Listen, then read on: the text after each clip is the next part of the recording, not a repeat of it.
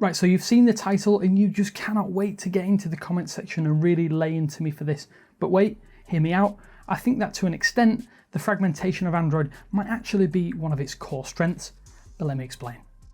Thanks for watching 9 to 5 Google on YouTube. Be sure to thumbs up, hit subscribe, and then enable notifications with the bell icon so that you don't miss any of our upcoming videos. Fragmentation is often attributed to poor OEM updates, and that personally I can't defend. What I can defend though is the way in which Android is implemented across the entire industry.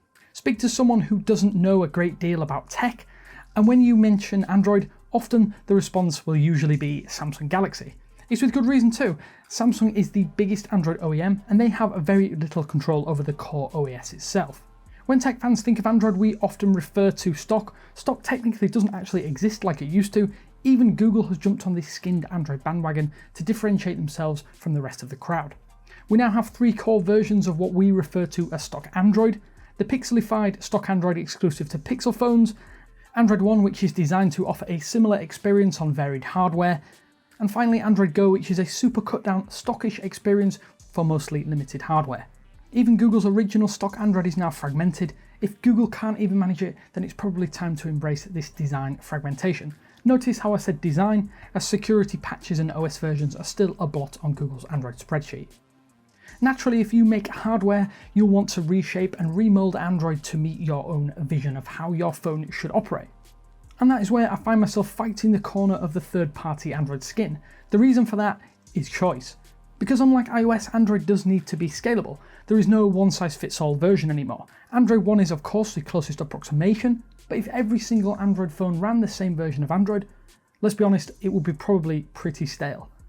I think this is where the real value is in skin fragmentation in Android. OEMs can get around bloatware and issues by chucking in insanely overboard specs, and for the most part that does actually work and help your phone run very smoothly. Having different hardware also means that you'll want software to take advantage of those different internals. It's why we've seen more innovation from outside of the Google stable than anywhere else in recent years, camera software aside. Take for example OnePlus's Oxygen OS. It takes the look, feel and core experience of Pixel phones and then bumps it up a notch with tons of extra useful features and speed improvements. Things like a screen recorder and native dark theme have been on OnePlus phones and many others for a long time now. Google then follows the Apple approach of letting others fail first, then envelops the features into a future update, usually polishing and then refining until they are arguably better. Now that isn't great for those of us who value features and functions though, because certain useful additions will take a while to make it to the Pixel and Android One versions. It does mean, however, that if you want the latest features on your phone, then you won't go with the Pixel in most cases. This is partly why Samsung has dominated the industry for so long. The throw everything at the wall and see what sticks approach is why Android is rightly or wrongly the world's most popular mobile OS. It also allows Google to sift through and pick out the good from the bad and then add their own magic to the next iteration, so hopefully you get a better Pixel phone each time around. In my opinion, without third-party OEMs pushing, pulling and tweaking Android, we probably wouldn't see quite as much innovation in the space. And that, no matter how you look at it, is why fragmentation in many ways is actually one of Android's true core strengths. Hey, I get it, you disagree, you may hate third-party skins, you may love them. Tell me your own favourite down in the comment section below, but please try to be civil. Before I head off, I just want to say thanks again for watching.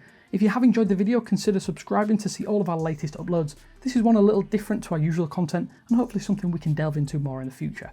But with that said, this is Damien with 9 to 5 Google. I hope you've enjoyed this, but until next time, I will speak to you later.